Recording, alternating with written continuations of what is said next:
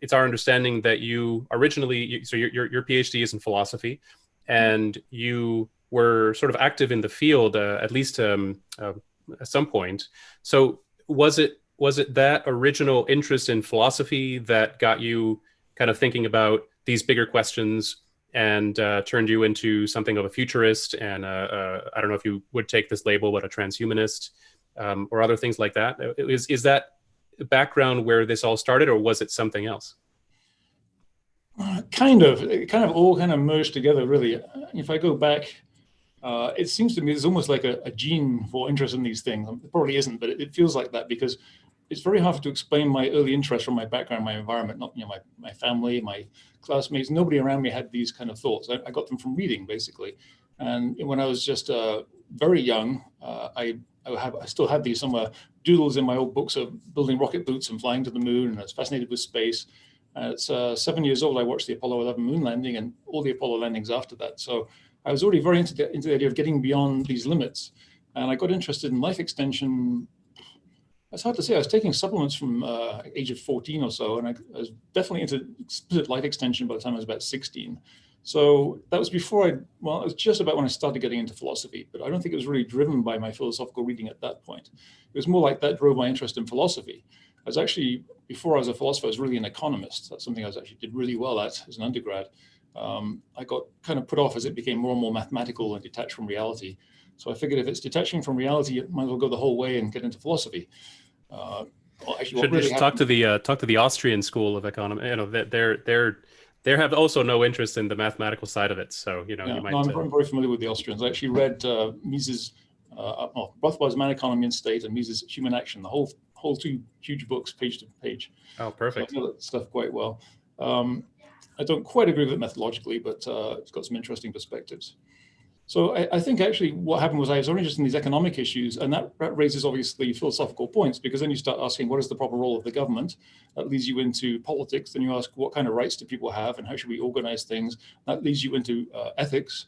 And then from there, if you just keep pursuing the questions, you get into the deep metaphysical and epistemological questions.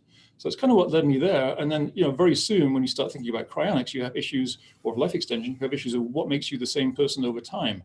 If I'm going to start living a lot longer and I'm a lot different than I was 50, 100 years ago, or if I'm plugging technology into my brain or doing gene alterations, in what way am I the same person over time? So it kind of very naturally leads to those kind of thoughts. So I was in 1986 to 89 or something. I was writing a philosophy column, or I guess into the early 90s, a philosophy column for Cryonics magazine, Alcor's magazine, which really led into my doctoral dissertation, which was finished in 1995. So it was really not one thing pushing the other. It was kind of both going together, I suppose. Or some, like you said, some underlying quirks of your personality or genetics that sort of resulted in both interests, and all those interests combined. I just didn't like the idea of limits, I guess. I've always, the idea that we're stuck on one planet, that we're stuck with one short lifetime, that we are limited by our genes, we have these kind of pretty stupid brains. Those things always bother me, and I always wonder why is that the case, and what can we do about that? And when I was quite young, when I was from about 11 to 15 or so, my first attempt to get beyond those limits was through religion. My brother, who was a hardcore Christian at the time, became I started off not believing, then he became a hardcore Christian. He left these strange books around, so I started reading books on kind of, I guess, the occult, you could call it, or new agey kind of stuff. Got interested in all kinds of strange ideas, from reincarnation to astral projection to dowsing, all kinds of things. I'm not able to think critically yet. But these, and various different religious traditions, I studied the Kabbalah, the Rosicrucian stuff, and kind of went from one to the other fairly quickly, because none of them really made much sense to me. But I kind of tried all these different means that suggested you could kind of transcend the human condition. But as I started to learn a bit more and learn how to think critically, I realized, well, there's no real reason to believe any of these systems. They're all rooted in the past, in a pre-scientific world. And if we're really going to make changes, what I need to do is look at science and technology, hopefully guided by philosophy. Only by making real physical changes can you really change human nature.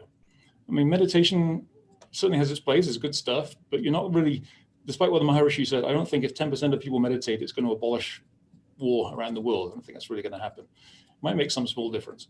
But if we want to get rid of our fundamental aggressive nature, kind of territorial nature, which we evolved in small tribes, that's going to take some pretty fundamental alterations, I think, to neurology, in fact, not just to culture, although culture can do a lot. So Do you it's this feel like idea of limits that I really wanted to oppose, and it naturally leads into life extension and transhumanism.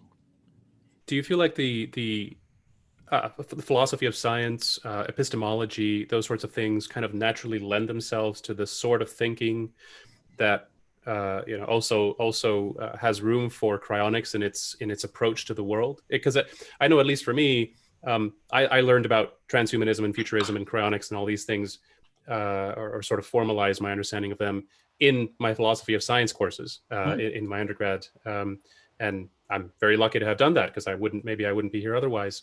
But do you feel like that would naturally lead into it, at least for some people? I think for some people, yeah, and depending on how you approach it. I mean, if you did philosophy of science and you've done any epistemology, you know that there are very different approaches. There's the kind of Cartesian approach, which I don't think leads into this naturally, because in Cartesian epistemology, you're looking for certainty. You're looking to better start with something that's supposedly undeniable. In his case, it was God's existence based on his own existence, and then building this kind of pyramid of knowledge there, where you have a certain foundation that you build certainly on top of it to arrive at conclusions, which just didn't work, clearly.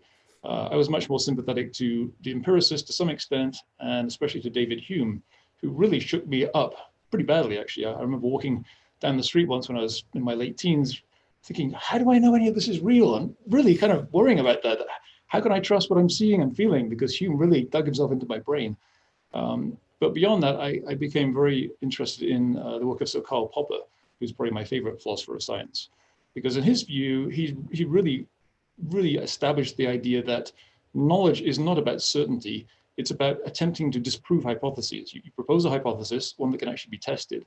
And to the extent that it survives the test, you're justified in using that idea or that theory. But it has to be testable, otherwise it's meaningless. And he criticized things like Freudianism and Marxism as not being testable. They just kind of shift around all the time, so you can never really disprove them, which means that you can't prove them either.